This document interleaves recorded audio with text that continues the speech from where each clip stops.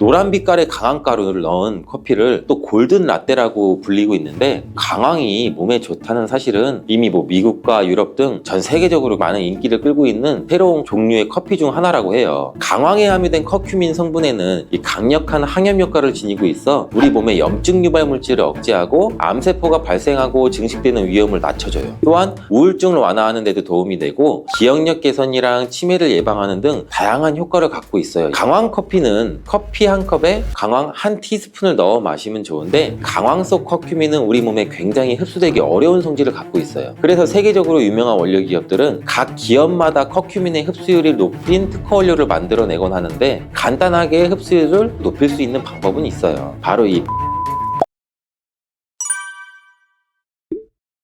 믹스커피, 지금부터 꼭 이렇게 드셔야 돼요. 의사들이 적극 추천하는 방법입니다. 믹스커피는 당뇨에 안 좋다는데 먹어도 되는 거야? 요즘 이렇게 질문하고 있지 않으세요? 결론부터 말씀드리면, 어떻게 먹는 건지에 따라서 이 믹스커피는 건강에 도움이 될 수도 있고 안 될 수도 있어요. 그래서 우리는 잘 알고 드셔야 되는 거예요. 지금부터 믹스커피에 대한 모든 것을 자세히 한번 알아볼 텐데, 영상을 끝까지 보시면 믹스커피 성분, 효능, 부작용, 건강에 어떤 영향이 있는지와 사람에 따른 하루 권장량, 믹스커피와 같이 드시면 정말 좋은 식품까지 그동안 몰랐던 믹스커피에 대한 모든 진실을 아실 거예요.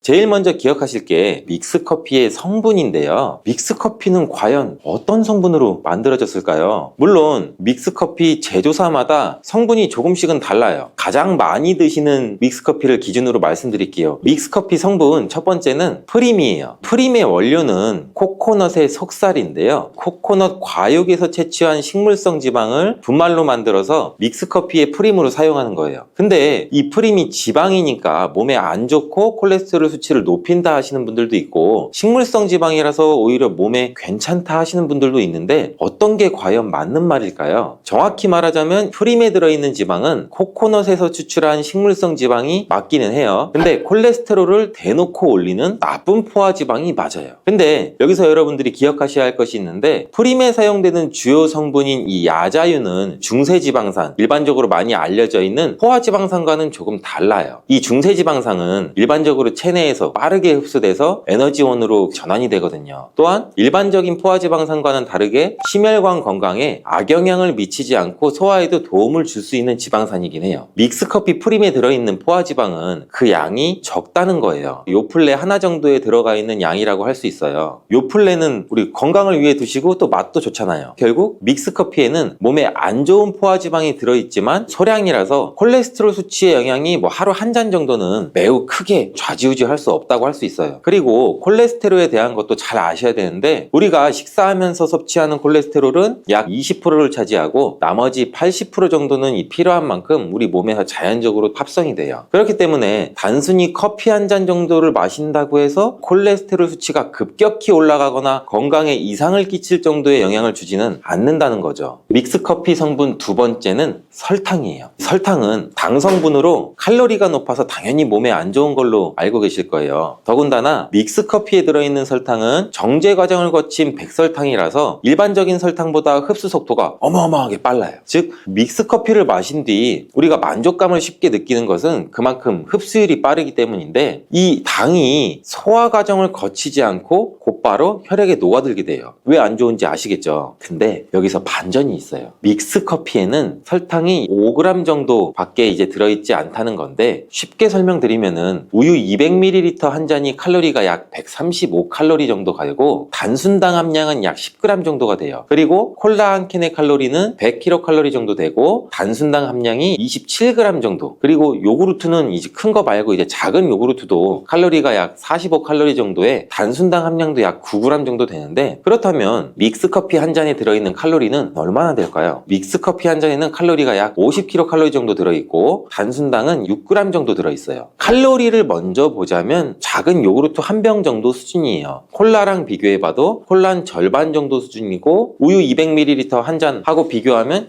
3분의 1 정도라고 볼 수 있죠. 우유는 건강에 좋다고 드시는 경우가 많은데 칼로리만 보면 믹스커피가 좋아 보이죠. 당연히 칼로리만 비교할 수는 없겠죠. 그 다음에는 단순당을 비교 한번 해볼게요. 단순당이 믹스커피 한 잔이 5g 정도인데 작은 요구르트랑 비교해도 절반 정도 수준이고 콜라 한 캔이랑 비교하면 약 6분의 1 수준이에요. 그리고 우유 200ml랑 비교해도 절반 정도 수준인 거죠. 이렇게 비교하면 요구르트나 우유, 콜라 절대 먹지 말아야 하는 거 아니야? 이렇게 생각하실 수가 있어요. 근데 그게 아니고요. 믹스커피가 그만큼 그리고 칼로리와 단순당이 생각하시는 것보다는 적다는 거예요. 칼로리와 단순당이 높으면 당연히 몸에 안 좋을 수 있는데 생각하시는 것처럼 이 믹스커피에 많지 않고 적은 양이니 하루에 대여섯 잔씩 매일 꾸준히 드시는 거 아니면은 뭐 심각한 질환을 초래할 만큼 영향을 끼치는 게 아니겠죠. 그러면 하루에 몇 잔까지 먹는 게 괜찮을까요? 일단 당뇨가 있거나 당이 높으신 분들은 하루 한 잔 정도가 적당한데요. 식후 한 3시간 정도 이후에 드시는 거를 추천드려요. 그리고 당 체크를 주기적으로 계속 하시니 당 수치가 높지 않으면 2잔 정도까지도 드셔도 아마 괜찮으실 거예요. 당뇨가 없으신 일반인들은 하루에 한 2-3잔 정도까지는 상관이 없으시고요. 그렇다고 이를 매일매일 꾸준히 드시는 건 적은 양이라도 몸속에 쌓일 수가 있기 때문에 그리 좋지는 않다는 거 여러분들 다들 알고는 계시죠? 그래도 건강을 위해 미리 예방하는 차원에서 식사하시고 바로 드시지 마시고 2시간 정도 후에 드시면 좋겠습니다. 믹스커피 성분 세 번째는 커피에 들어있는 카페인입니다. 카페인에 대해 설명하기 전에 믹스커피도 일반 커피처럼 커피가 들어가 있기 때문에 커피 성분이 주는 효능이나 부작용도 나타날 수가 있어요. 먼저 커피의 효능을 보자면 커피 효능 첫 번째, 암 예방 효과가 있어요. 미국 건강맨체 캔서헬스에 따르면 ITPR3라는 물질은 대장 안에서 간 전이에 기여하는 유전자의 발현을 유도해서 도미노 효과를 유발하는 물질인데 특별한 업체에는 아직 없다고 해요. 근데 커피를 마시는 사람에서 카페인이 이 ITPR3에 대한 억제 효과를 보인다는 것을 발표했고 카페인 섭취와 대장암 재발 및 사망률의 관계를 추적한 결과 하루 4잔 이상 커피를 마신 환자들이 전혀 마시지 않은 사람들에 비해서 생존율이 현저히 향상된 것으로 규명된 바 있는 연구도 진행을 했어요. 이런 실험은 진행하면서 커피의 카페인에 대한 효능들이 지금까지 다양하게 연구가 되고 있는데 그렇다고 해서 커피를 무조건 많이 드시라는 얘기는 아니고 또 믹스커피 자체가 이러한 효능이 있다는 말도 절대 아니에요. 카페인에 대한 몇 가지 실험을 이야기해드린 거예요. 그만큼 너무 부정적인 카페인에 대한 인식을 변화시켜 보라고 말씀드리는 거예요. 커피 효능 두 번째는 기억력 회복 효과가 있어요. 이 서울대 식품생명공학부 교수님께서 쥐의 인지 능력을 실험한 실험이 있는데 쥐를 물에 빠뜨린 뒤 안전한 장소에 도착하는 시간을 측정해 봤더니 평균 한 10초 정도 걸렸어요. 이 쥐들에게 기억력을 손상시킬 수 있는 물질들을 투입하고 같은 실험을 했을 때 안전한 장소를 발견하는 데는 최대 40초가 걸렸고 이 쥐들을 두 그룹으로 나누어서 한 그룹은 하루에 커피 3잔 그리고 다른 그룹은 6잔의 커피를 주입했어요. 그 결과 하루에 3잔의 커피를 준 쥐들은 20초로 오히려 빨라졌어요. 근데 하루에 6잔을 주입한 쥐들은 거의 정상으로 돌아왔고 평균 10초 정도 걸렸대요. 이러한 결과에 따르면 커피 안에 들어있는 성분이 기억력 회복에 확실히 도움이 되었다고 할 수 있는 실험도 있다고 제가 지금 간략히 소개해드리는데 참고로 이 실험에서는 일반 카페인 커피와 디카페인 커피 이 두 종류를 같이 실험했어요. 근데 거의 똑같은 효과를 보였대요. 결론을 말씀드리면 커피에 카페인이 없어도 커피에 들어있는 클로로켄산 등 각종 항산화제 성분 덕분에 기억력 회복 효과가 높아졌다고 볼 수 있는 거죠. 정말 놀랍지 않나요? 나이가 들어가면 기억력이 안 좋아지고 인지능력 장애가 오면서 더 나아가서는 치매가 올 수도 있는데 커피의 성분이 이런 질병을 또 예방할 수도 있다니 너무 커피를 부정적인 시각으로 보시지 않아야겠죠. 그렇다고 남용하면 안 되시고 모든 사람에게서 동일한 실험 효과가 나타나는 게 아니니 자신의 상태 잘 알고 드셔야겠죠. 다만 카페인에 예민하신 분들은 믹스커피나 일반 카페인 커피를 드시면 잠을 잘 못 주무실 수가 있으니 디카페인 커피를 또 추천드리는 이유 중 하나죠. 그리고 역류성 식도염이나 위염 같은 위장관 질환이 있으신데 커피는 드시고 싶은 분들은 될 수 있으면 디카페인 커피를 드시면 되겠죠. 커피의 효능 세 번째는 혈당 조절 효과예요. 전 세계적으로 대사증후군을 앓고 있는 사람이 10억 명이 훨씬 넘는다고 해요. 이처럼 많은 사람들이 모든 질병의 근원이라고 불리는 이 대사증후군을 가지고 있어요. 최근의 연구들은 커피가 대사증후군의 발병 위험을 감소시킨다는 것을 보여주고 있는데 커피에 대한 매우 흥미로운 연구 논문 하나를 제가 지금 소개해 드릴게요. 이 연구는 하루에 5잔의 카페인을 마신 사람과 카페인이 없는 커피를 마신 사람 두 그룹을 비교했어요. 카페인 커피를 마시는 사람과 카페인이 없는 커피를 마시는 사람은 커피를 마시지 않는 사람에 비해서 당 섭취 2시간 후 혈당이 13.1% 10%나 크게 떨어졌어요. 이 외에도 카페인의 혈당에 관계된 실험들도 많이 존재하는데 카페인도 적절한 용량, 그렇다고 음료에 들어있는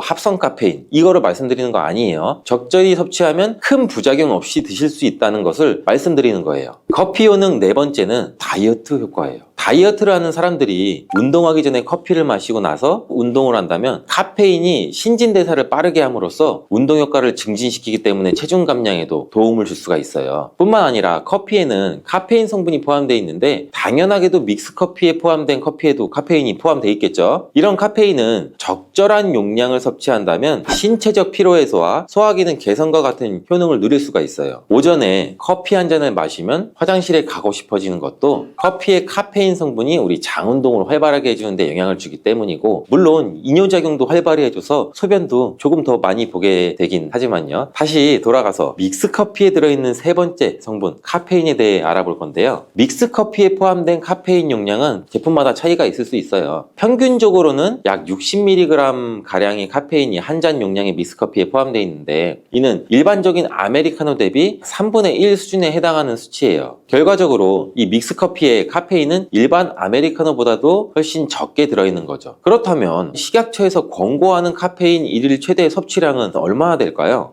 일반 성인의 경우 카페인 최대 섭취량은 400ml 정도이고요. 어린이나 청소년은 체중 1kg당 2.5mg 이하, 임산부는 200mg 정도예요. 그러나 임산부의 경우에는 카페인이 태아에 미치는 영향이 조금이라도 있을 수가 있으니 안 드시는 게 좋겠죠. 콜라 한 캔에 카페인이 보통 35mg 정도 들어있으니 믹스커피가 카페인 성분량도 그렇게 많이 크지 않다는 것을 알 수가 있어요. 여기서 잠깐, 그렇다면 믹스커피와 같이 먹었을 때 효과를 극대화시킬 수 있는 식품이 과연 있을까요? 믹스커피와 같이 먹으면 좋은 음식 첫 번째는 강황이에요. 노란 빛깔의 강황가루를 넣은 커피를 또 골든 라떼라고 불리고 있는데, 강황이 몸에 좋다는 사실은 이미 미국과 유럽 등 전 세계적으로 많은 인기를 끌고 있는 새로운 종류의 커피 중 하나라고 해요. 강황에 함유된 커큐민 성분에는 이 강력한 항염 효과를 지니고 있어 우리 몸의 염증 유발 물질을 억제하고 암세포가 발생하고 증식되는 위험을 낮춰줘요. 또한 우울증을 완화하는 데도 도움이 되고 기억력 개선이랑 치매를 예방하는 등 다양한 효과를 갖고 있어요. 강황 커피는 커피 한 컵에 강황 한 티스푼을 넣어 마시면 좋은데, 강황 속 커큐민은 우리 몸에 굉장히 흡수되기 어려운 성질을 갖고 있어요. 그래서 세계적으로 유명한 원료 기업들은 각 기업마다 커큐민의 흡수율이 높인 특허 원료를 만들어내곤 하는데, 간단하게 흡수율을 높일 수 있는 방법은 있어요. 바로 이 후추인데, 미국에 있는 텍사스 주립대학에서 실시한 연구 결과 강황의 커큐민은 후추의 피페린과 만나면 흡수율이 약 2000%까지 높아지는 것으로 나타났대요. 강황 커피에 후추를 아주 살짝 넣어 드시면 건강 개선 효능을 높일 수 있으니 만약 향이 강하다고 느껴지신다면 우유를 조금 넣어서 드셔도 괜찮을 것 같아요. 믹스 커피와 같이 먹으면 좋은 음식 두 번째는 계피예요. 커피에 계피를 넣으면 아주 향긋한 커피를 또 즐길 수가 있어요. 후추와 정향에 이어서 세계 3대 향신료 중 하나인 계피는 이미 수천 년 동안 약재로 사용되어 왔으며 여러 연구를 통해 계피의 다양한 효능이 또 입증되어 왔어요. 커피의 원료 생산국인 이 멕시코에서도 커피에 이 시나몬 스틱을 넣은 커피를 즐겨 마신다고 해요. 미국 당뇨협회가 발표한 연구에 따르면 제2형 당뇨병 환자에게 계피를 투여하자 혈당, 중성지방 수치는 낮아지고 좋은 콜레스테롤 수치는 또 높아졌다고 해요. 블랙커피에 계피 약 2분의 1에서 한 티스푼을 넣은 후 섞어 마시는 것이 황금 비율이라고 하니 한번 참고해서 드셔보시면 좋을 것 같아요. 특히 요즘같이 추운 날씨에 감기 증상을 완화하고 속을 따뜻하게 해주는 성질에 의해서 혈액순환에도 아주 좋은 성질을 갖고 있어요. 믹스커피와 같이 먹으면 좋은 음식 세 번째는 생강이에요. 강력한 항산화 성분을 가진 생강은 커피에 넣어 함께 곁들여 마시면 생강의 알싸한 맛이 부드러워지면서 향긋한 생강 커피를 즐길 수 있다고 해요. 생강이 매운맛을 내는 이 쇼가올과 진저롤 성분이 우리 몸의 콜레스테롤을 낮춰서 동맥경화나 뇌경색 등을 예방해서 항염, 항암 효과가 또 뛰어나서 암을 유발하는 종양세포의 성장도 억제하고 다양한 효능을 갖고 있거든요. 특히나 기관지를 확장시키는 효과가 있어서 기관지염이나 천식이나 비염을 달고 사시는 분들은 자주 섭취하시면 아주 좋은 성분 성분이기도 해요. 추가로 생강에는 디아스타제라는 단백질 분해 요소가 있어서 식후 커피에 생강가루를 넣어서 마시면 장 운동을 촉진해서 더부룩한 속을 해소하는 데도 도움을 줄 수 있어요. 드시는 방법은 커피 한 컵에 생강가루 한 티스푼 정도 넣어 드시면 되고, 생강의 맛이 조금 걱정되신다면 처음에는 조금씩 넣고 서서히 맛을 익혀가는 것도 좋은 방법이라고 할 수 있어요. 제가 지금 말씀드린 방법이 무조건 믹스커피를 먹어라, 먹지 말아라 하는 말은 아니고, 믹스커피에 대한 오해와 건강을 걱정하시는 분들께 어떤 식으로 먹으면 조금이나마 건강에 대한 걱정을 덜게 만들어줄까 하는 의문에서 시작된 것이기 때문에 오해 말고 그냥 편안하게 들어주시면 좋겠습니다. 국제의학바이오저널의 연구에 따르면 블루베리의 이 폴리페놀 성분과 우유의 단백질의 이 친화성 때문에 블루베리와 우유를 함께 먹게 되면 블루베리의 항산화 성분이 대부분 파괴된다고 발표했어요. 그리고 우유에 함유된 칼슘은 블루베리의 이 안토시아닌 성분과 만나면 킬레이터가 된다는데, 이것은 둘이 결합해서 덩어리를 만든다는 거예요. 그러면 당연히 불용성 물질이 되겠고 침전물이 생기고 우리 몸에서 녹거나 흡수가 되지 않겠죠. 그래서 몸 밖으로 배출이 된다는 소리예요. 이 과정에서 우리 몸에 머물면서 소화되지 않기 때문에 위와 장에 굉장히 큰 부담을 줄 수가 있고, 이 때문에 블루베리와 우유를 자주 섭취하거나 위와 장이 약하신 분들이 드실 경우에는 위장에 염증도 유발할 수 있고 위장관 질환이 생길 수가 있겠죠. 특히 신체 기능이 많이 떨어져 있고 나이가 많이 드신 분들이 이렇게 지속적으로 계속 드시면 위장이 안 좋을 수 있으니 주의해서 드시길 바래요. 블루베리 주스를 만들어 드실 때는 우유 대신 오트밀이나 물을 첨가해서 드시는 게 좋겠죠. 우유가 블루베리와 맞지 않는다고 해서 요거트도 맞지 않는다는 것은 아니에요. 요거트는 발효 과정을 거쳐 단백질이 쉽게 분해되기 때문에 항산화 성분의 흡수율을 오히려 높여줘요. 요거트에 냉동 블루베리를 얹어서 먹는 것은 좋은 블루베리를 먹는 방법이 되겠습니다. 블루베리를 드실 때 주의하셔야 할 분들도 있어요. 블루베리에는 살리실산이라는 성분이 있는데 이것 때문에 알레르기 반응을 일으키는 분들이 간혹 있거든요.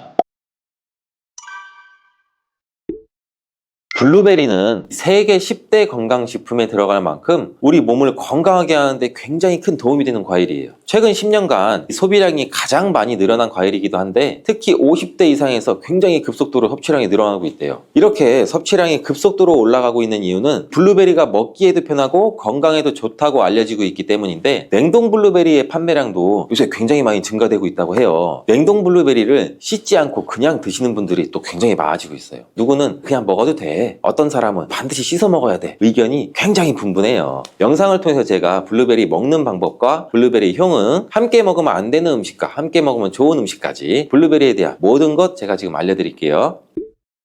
먼저 냉동 블루베리를 씻어야 되느냐 그냥 먹어도 되느냐, 제가 정리해 드릴게요. 결론부터 말하자면 씻어서 드시는 것이 안전하다입니다. 먼저 냉동 블루베리를 구입하셨다면 식품의 유형을 한번 확인하시기 바래요. 식품 유형에 과체 가공품이라고 적혀 있다면 씻어서 냉동한 블루베리이기 때문에 그냥 드셔도 되시긴 해요. 근데 식품 유형에 농산물이라고 표기가 되어 있다면 이것은 씻지 않고 냉동되어 유통된 블루베리이기 때문에 반드시 씻어서 드시는 게 좋아요. 근데 간혹 식품 유형이 표기가 되어 있지 않은 제품들도 있는데 이런 제품은 당연히 씻어 드시는 게 좋겠죠. 2022년 한국소비자연맹에서 현재 시중에 판매되고 있는 냉동과일, 블루베리, 망고, 딸기 등등 제품을 선정해서 안전성 평가를 했는데, 과체 가공품 같은 세척과일 제품에서 미생물, 잔류농약, 곰팡이, 독소 등의 검사에서 규격 기준에는 적합하긴 했지만 이 미생물과 잔류농약이 검출된 제품들도 있었어요. 이 자료를 바탕으로 한다면 이 냉동 블루베리 제품도 이미 씻어서 유통이 되고 있다고 할지라도 한 번 정도는 씻어 드시는 게 좋겠어요. 블루베리 씻는 방법은 흐르는 물에 약 30초 정도만 씻어주면 되는데, 깨끗이 빡빡 씻는다고 블루베리를 물에 오래 담가두거나 흐르는 물에서도 오래 씻으면 안 돼요. 블루베리에 함유된 안토시아닌 성분은 수용성이기 때문에 영양소가 다 빠져나가 버릴 수 있어요. 잔류 농약 또한 수용성이기 때문에 흐르는 물에 약 30초 정도만 씻어도 충분하니 걱정 말고 드셔도 괜찮습니다. 블루베리는 특별히 생과일보다 냉동 블루베리가 이 안토시아닌 함량이 높다고 해요. 이 시드니의 뉴사우스 웨일즈 대학의 연구진이 블루베리를 건조, 냉장, 냉동했을 때 핵심 영양소가 어떻게 변화되는지 실험을 했는데, 안토시아닌의 함량이 블루베리 1g당 생과일일 때는 7.2mg, 냉장 보관했다가 2주가 지났을 때는 5.7mg로 줄었고 건조했을 때는 4.3mg로 더욱 줄었대요. 근데 냉동 한 달 후에는 8.1mg으로 오히려 생과일 때보다 늘어났고, 냉동 3달이 지나자 7.9mm로 소폭 줄었지만 역시 생과일일 때보다 많은 함량이 확인되었다고 해요. 실험 결과로만 보면 블루베리는 냉동으로 드시는 것이 가장 많은 영양분을 섭취할 수 있다는 말이 되겠네요. 추가로 눈 건강이나 심혈관 질환, 당뇨 등에 도움이 많이 되는 시중에 이 안토시아닌 함량이 개런티된 영양제도 많이 나와 있으니 꼭 블루베리나 빌베리와 같은 영양제를 드시려면 건강기능 식품으로 제조된 안토시아닌이 최소 50mg 개런티된 제품을 드시는 게 굉장히 좋겠죠. 그렇다면 다른 채소나 과일은 냉동했을 때 핵심 영양소의 함량이 어떻게 될까요? 이 영양소에 따라 보존력이 강한 것도 있고 약한 것도 있는데 딸기의 한 종류인 이 라즈베리는 폴리페놀 성분이 핵심 영양소예요. 생과일일 때보다 냉동일 때가 킬로그램당 폴리페놀 함량이 약 100mg 정도 상승하는 것으로 나타났고, 당근의 경우에는 핵심 영양소가 이 베타카로틴이라는 거 많이들 알고 계시잖아요. 냉동 보관했을 때 3개월이 지나면 베타카로틴의 함량이 현저히 떨어져요. 이렇듯 냉동 채소, 냉동 과일은 핵심 영양 성분에 따라서 함량이 높아질 수도 있고 낮아질 수도 있어요.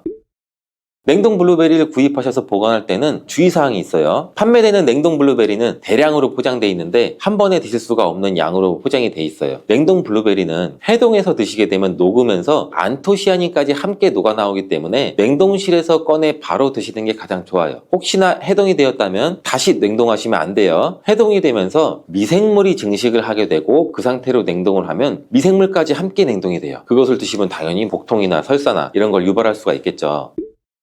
블루베리의 핵심 영양소인 안토시아닌은 폴리페놀의 일종으로 식물에 굉장히 많이 함유된 청자색을 띠는 성분이에요. 블루베리의 색깔이 짙은 보라색을 띠는 것은 바로 이 안토시아닌 성분 때문에 그런데, 안토시아닌의 과일변 함량에서는 빌베리, 블루베리가 가장 높은 함량을 가지고 있는 것으로 알려져 있는데, 안토시아닌 함량이 높고 좋은 빌베리일수록 우리가 먹었을 때 입안에 보랏빛으로 착색이 심하게 되는 경우가 많아요. 인공색소가 아니기 때문에 전혀 걱정 안 하셔도 되고 10분 정도 지나면 자연히 없어지니 시중에 빌베리, 블루베리가 포함된 건강기능 식품을 드셨을 때 오히려 착색이 되더라도 전혀 걱정하지 않으셔도 돼요. 안토시아닌의 가장 큰 효능은 눈을 건강하게 한다는 것. 이 안토시아닌은 로놉신의 제압성을 촉진시켜서 이 시력을 보호하고 백내장이나 안구건조 등 망막염 등 눈질환을 예방하기도 해요. 눈의 피로와 노화를 방지해서 초기 근시도 예방하는 것으로 알려져 있는데, 강력한 항산화 물질인 이 안토시아닌은 우리 몸의 활성산소를 제거해서 세포의 노화를 방지해 주는데 뇌 세포의 노화까지 같이 예방을 해준다고 해요. 폴리페놀 성분인 이 안토시아닌은 우리 뇌의 신경세포를 보호해주고 신경 전달 물질의 분비를 촉진시켜 뇌 기능도 향상시켜주면서 뇌의 해마를 자극해서 기억력도 향상시키고 치매를 예방하는 데도 도움을 줄 수가 있다고 해요. 이 테로스틸벤 성분이 뇌의 신경 전달 물질인 도파민과 노르에피네프린의 분비를 촉진시켜서 집중력을 향상시키는 데에도 도움을 주는 것으로 알려져 있고요. 간단히 말하자면 블루베리를 꾸준히 섭취하시면 기억력, 집중력을 향상시키고 치매를 예방하는 데에도 조금이나마 도움을 줄 수 있다는 거예요. 또한 활성산소를 제거하는 이 안토시아닌은 피부 미용에도 굉장히 좋은 효능을 발휘하는데, 이 피부 노화를 방지할 뿐만 아니라 염증을 제거하고 억제하는 효과도 있어 여드름 피부를 개선하는 데에도 도움이 돼요. 또한 비타민과 미네랄이 풍부해서 피부를 건강하게 유지하고, 풍부한 안토시아닌과 비타민 C는 피부의 수분을 유지하는 데도 도움을 주고 주름도 예방하고 피부 톤도 밝게 하는 데도 도움을 줄 수가 있죠. 그리고 풍부한 식이섬유는 장의 운동을 촉진시켜주고 장내의 노폐물도 흡착하고 배출을 시켜서 피부 트러블 개선하는 효과도 같이 가지고 있어요. 나이가 들면서 머리 숱도 줄어들게 돼서 탈모를 걱정하시는 분들도 굉장히 많은데, 블루베리가 탈모 예방에도 굉장히 효과적이에요. 블루베리에 들어있는 이 안토시아닌은 튼튼한 모발이 자라날 수 있도록 모낭세포를 자극해주고 두피세포의 노화를 예방해서 탈모를 또 예방하게 되는 거예요. 블루베리에 함유된 또 비타민 C는 머리카락 조직 형성에 필수적인 성분이고 콜라겐 생성을 촉진시킬 수 있는 성분이어서 모발을 강화하고 두피 건강을 증진하는 데에도 굉장히 큰 도움이 돼요. 항산화 성분이 안토시아닌은 머리카락 세포도 송산시키는 이 자유라디칼을 제거하고 머리카락 손상을 예방하는 데 도움이 돼서 탈모를 또 예방하는 그런 원리죠. 블루베리는 당뇨의 위험이 있는 분들한테 굉장히 큰 도움이 되거든요. 블루베리, 빌베리는 혈당 수치를 낮춰주고 당분을 에너지원으로 사용하는 이 신진대사의 과정을 촉진해주는 효능이 있어요. 미국의 당뇨병 협회는 빌베리, 블루베리를 당뇨병 슈퍼푸드라고 부르면서 블루베리를 꾸준히 드시면 인슐린 감수성을 향상시키고 혈당을 낮추는 데 도움이 된다고 발표했어요. 블루베리에 대한 연구를 굉장히 많이 진행을 했는데, 하루에 약 150g의 블루베리를 섭취한 실험군은 혈당 스파이크의 발생이 현저히 낮아졌고 인슐린 수치 또한 낮아진 것으로 확인되었다고 발표했어요. 블루베리 블루베리에 함유된 이 안토시아닌뿐만 아니라 칼륨, 비타민 B6는 또 심장 건강을 지키는데 굉장히 큰 도움을 주는데, 이 성분은 우리 몸의 콜레스테롤과 혈액의 지방을 감소시켜서 혈액순환을 또 원활하게 해준다고 해요. 이러한 효능으로 심장마비나 협심증을 일으키는 죽상동맥경화증을 예방하는데 굉장히 큰 도움을 주게 되죠. 또한 호모시스테인이 우리 몸에 과다하게 축적이 되면 혈관을 손상시켜요. 그리고 혈전을 생성해서 이 심장마비, 뇌졸중, 이런 심혈관 질환을 유발할 수 있는데,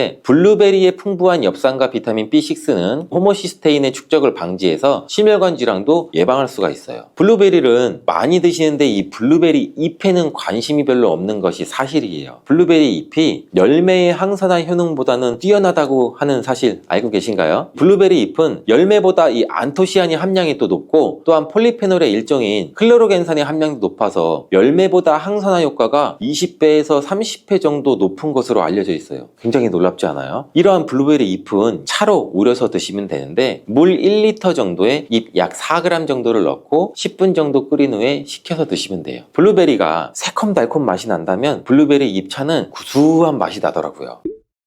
이렇게 좋은 블루베리도 함께 먹으면 안 되는 음식이 있는데 바로 우유예요. 깜짝 놀라지 않으셨나요? 보통 냉동 블루베리를 우유와 함께 믹서기에 갈아서 주스로도 쉐이크로도 많이 드시는데, 이렇게 되면 블루베리의 영양소가 파괴가 돼요. 국제의학 바이오저널의 연구에 따르면 블루베리의 이 폴리페놀 성분과 우유의 단백질의 이 친화성 때문에 블루베리와 우유를 함께 먹게 되면 블루베리의 항산화 성분이 대부분 파괴된다고 발표했어요. 그리고 우유에 함유된 칼슘은 블루베리의 이 안토시아닌 성분과 만나면 킬레이트화가 된다는데, 이것은 둘이 견합해서 덩어리를 만든다는 거예요. 그러면 당연히 불용성 물질이 되겠고 침전물이 생기고 우리 몸에서 녹거나 흡수가 되지 않겠죠. 그래서 몸 밖으로 배출이 된다는 소리예요. 이 과정에서 우리 몸에 머물면서 소화되지 않기 때문에 위와 장에 굉장히 큰 부담을 줄 수가 있고, 이 때문에 블루베리와 우유를 자주 섭취하거나 위와 장이 약하신 분들이 드실 경우에는 위장에 염증도 유발할 수 있고 위장관 질환이 생길 수가 있겠죠. 특히 신체 기능이 많이 떨어져 있고 나이가 많이 드신 분들이 이렇게 지속적으로 계속 드시면 위장에 안 좋을 수 있으니 주의해서 드시길 바래요. 블루베리 주스를 만들어 드실 때는 우유 대신 오트밀이나 물을 첨가해서 드시는 게 좋겠죠. 우유가 블루베리와 맞지 않는다고 해서 요거트도 맞지 않는다는 것은 아니에요. 요거트는 발효 과정을 거쳐 단백질이 쉽게 분해되기 때문에 항산화 성분의 흡수율을 오히려 높여줘요. 요거트에 냉동 블루베리를 얹어서 먹는 것은 좋은 블루베리를 먹는 방법이 되겠습니다. 블루베리를 드실 때 주의하셔야 할 분들도 있어요. 블루베리에는 살리실산이라는 성분이 있는데 이것 때문에 알레르기 반응을 일으키는 분들이 간혹 있거든요. 블루베리를 드시면 입술이 붓거나 간지럽거나 복통과 설사의 증상이 나타난다면 즉시 블루베리 섭취를 중단하셔야 돼요. 그리고 블루베리에는 혈액을 묽게 만드는 비타민 K가 풍부하게 함유되어 있는데, 심장질환이나 뇌혈관 질환으로 이미 아스피린과 같은 혈전 용해제를 복용하시고 계신 분들이 블루베리를 과다하게 섭취하게 되면 문제가 발생할 수 있으니 적당히 드시길 바래요. 또한 사람에 따라서 블루베리가 일시적으로 혈당을 낮추는 효과도 가지고 있기 때문에 당뇨가 있는 분들이 블루베리를 과하게 섭취할 경우에는 저혈당 증세도 나타날 수 있어요. 어떤 음식이든 각자 우리 몸의 체질에 맞게 드시는 게 가장 좋겠죠. 암이 발생하는 여러 이유 중에 하나는 몸에서 염증이 계속해서 발생하기 때문인데요. 우리 폐에 염증이 반복해서 발생하면 폐암이 될 가능성이 있고, 또 위에 염증이 반복해서 발생하게 되면 위암이 될 가능성이 높은 것이죠. 또 한 가지 경우는 혈액순환이 잘 되지 않는 곳에 암이 발생할 가능성이 높아지는 건데요. 혈액순환이 잘 되지 않게 되면 그곳에 영양분들이 잘 전달이 되지 않고 몸에 문제가 생겨도 회복이 더디거나 악화될 가능성이 높아져서 결국 암으로 발전하게 된다는 것입니다. 그래서 이러한 문제들을 해결해 주는 것이 바로 항산화 성분이고, 당근의 베타카로틴이 강력한 항산화 작용을 해서 암을 예방할 수가 있는 것입니다. 당근이 몸에 좋다는 사실은 이미 알고 계시죠? 몸에 좋다는 당근도 먹는 방법과 또 함께 먹는 음식에 따라 몸에 독이 될 수도 있고 보약이 될 수도 있다는 사실 알고 계신가요? 당근과 함께 먹으면 보약이 되는 음식과 당근을 먹는 방법, 그리고 당근을 제대로 먹었을 때 나타나는 놀라운 효능까지 당근에 대한 모든 것을 알려드릴게요. 연예인이 약 3주 동안 11kg를 감량했다고 하는 당근 다이어트 방법도 영상 뒷부분에 있으니 끝까지 시청해 주세요. 그럼 당근에 대한 모든 것 바로 시작합니다. 당근의 대표적인 효능은 베타카로틴에서 나옵니다. 베타카로틴은 채소를 노란색, 주황색, 빨간색이 되도록 하는 성분이며 대표적인 항산화 물질입니다. 항산화 작용을 한다는 것은 항염증 작용을 하는 것이고, 이 항염증 작용을 한다는 것은 바로 항암 작용을 할 수 있다는 것인데요. 여기에서 당근의 첫 번째 효능, 눈 건강을 좋게 하는 것이 나오는데요. 당근의 베타카로틴이 우리 몸속에 들어오게 되면 비타민 A로 변하게 됩니다.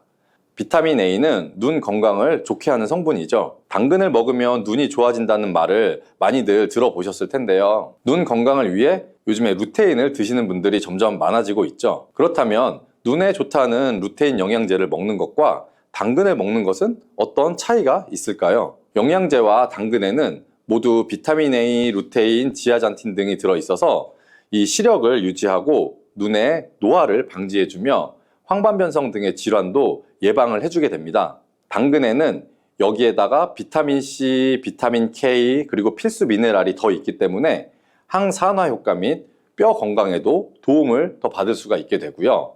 우리가 혈액순환이 잘 안 될 때는 루테인 영양제를 드신다고 해도 효과의 한계가 있을 수가 있어서 평소에 당근을 좀 더 드셔보시는 걸 추천해 드립니다. 두 번째 당근의 효능은 바로 노화 방지입니다. 이것도 베타카로틴의 효능과 관련이 있습니다. 노화가 된다는 것은 몸이 산화가 되고 또 염증이 많아지게 된다는 것인데요. 염증이 몸 안의 곳곳에서 문제를 일으키게 되는 것이죠. 이런 염증을 없애주는 것이 바로 노화를 방지하는 것인데요. 앞에 말씀드린 당근의 베타카로틴과 비타민C는 강력한 항산화 작용을 통해 이 염증을 없애주고 노화를 방지해주는 것입니다. 세 번째 당근의 효능은 장을 건강하게 하고 당뇨를 예방하는 것입니다. 요즘에 당근 주스 많이들 만들어서 드시는데요. 착즙해서 집에서 드시는 분들도 많으실 거예요. 여기서 약간 아쉬운 것은 착즙하고 남은 찌꺼기는 모두 버린다는 것인데요. 당근은 사실 식이섬유 폭탄이라고도 할 수가 있습니다. 당근의 베타카로틴이 혈액 내 염증을 제거하고 당근의 식이섬유는 장 속의 노폐물들을 제거하는 역할을 하기 때문인데요. 우리 장 속에 유산균이 정상적으로 잘 살아가려면 유산균의 먹이가 필요합니다.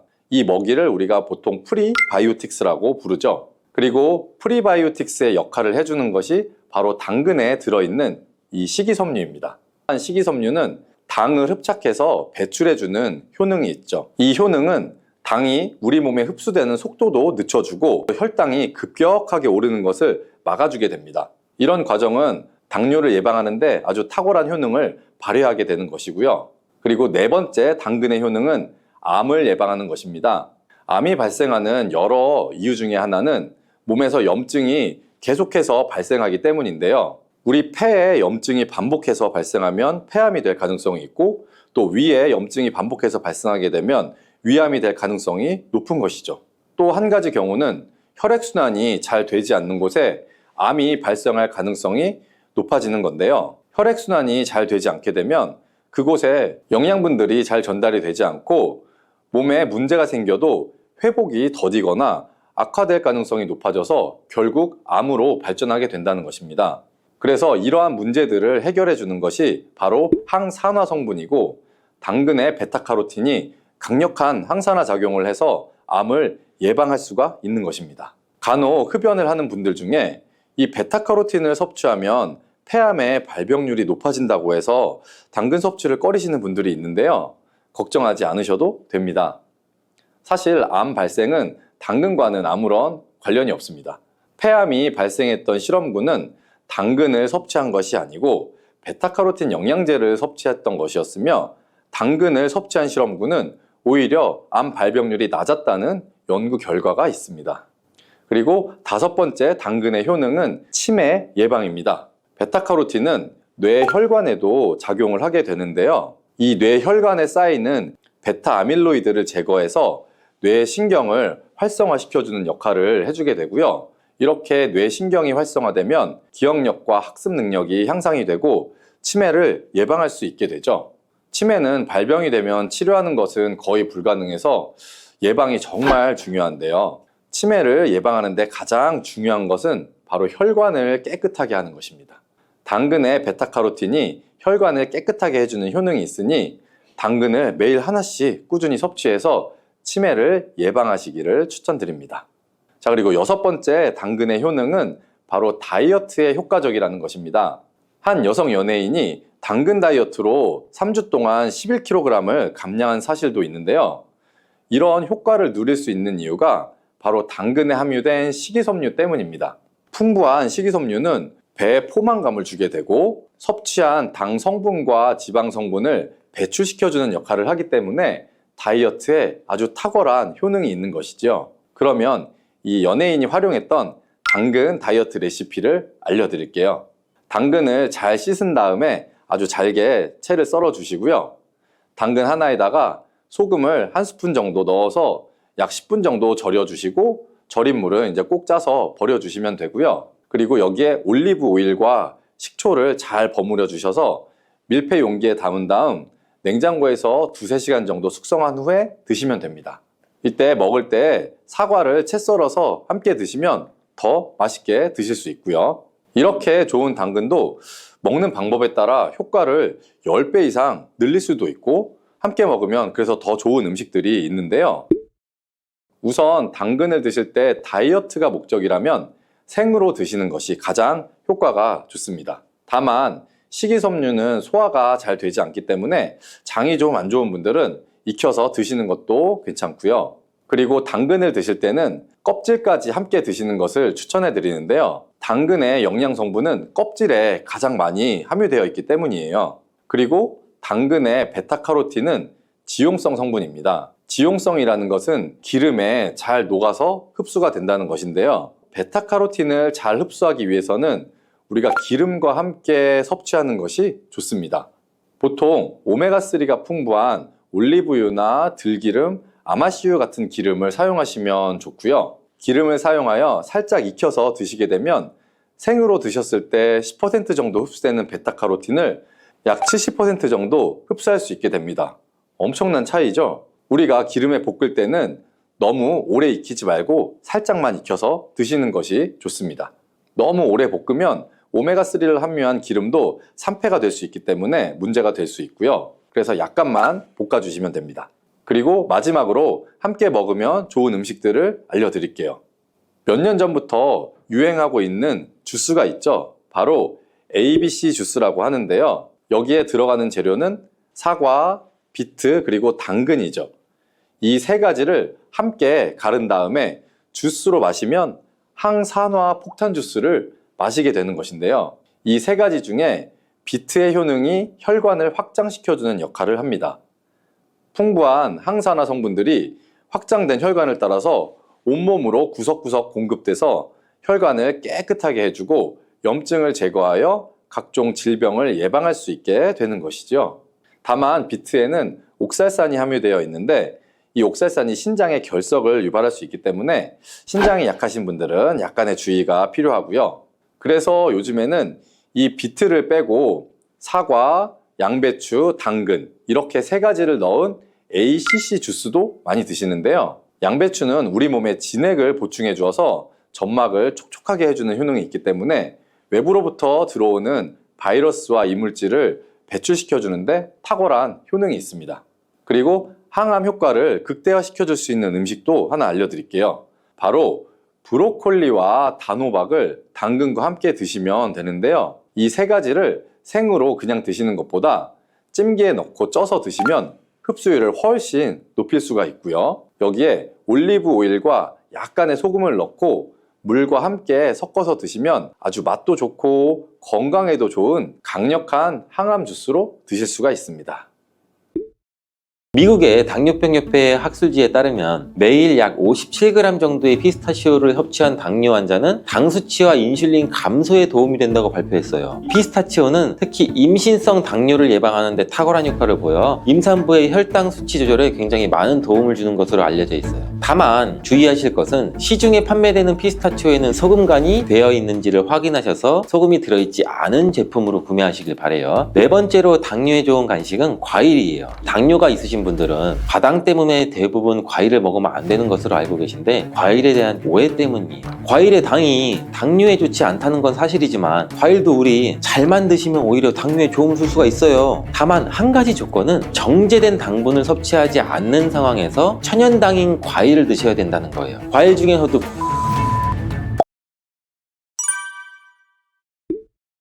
일단 당뇨가 발생되게 되면 우리 먹지 말라는 것, 먹으면 안 되는 것이 너무 많죠. 당뇨는 평생 관리해야 되는 질환이라고 하잖아요. 이것 때문에 평소 즐겨 먹던 음식들을 거의 다 못 먹게 되고 약간 항상 허기를 느낄 수밖에 없죠. 당뇨가 있으신 분들한테 식단 관리가 필수인 이유는 식이요법 없이는 치료가 불가능하기 때문이에요. 이 당뇨약은 혈당 수치를 인슐린 분비를 촉진시키거나 인슐린을 주입해서 인위적으로 혈당을 떨어뜨리는 역할을 하는 거고 당뇨병을 완치해 주는 것은 아니에요. 그렇기 때문에 당뇨가 있는 분들이 식이요법을 시작하게 되면 먹지 말라는 음식도 너무 많고 맛있는 기름진 음식도 먹으면 안 되고 밥도 많이 먹지 말라고 하니 먹어도 금방 배가 고파지고 매우 고통스러워 하시는데 당뇨가 있는 분들도 드셔도 되는 간식에 대해서 제가 알려드릴게요. 알려드리는 음식들은 당뇨가 있는 분들이 드셔도 괜찮을 뿐만 아니라 당뇨에 도움이 될 수 있는 것들이니 집중해서 영상 끝까지 시청해 주시기 바라요.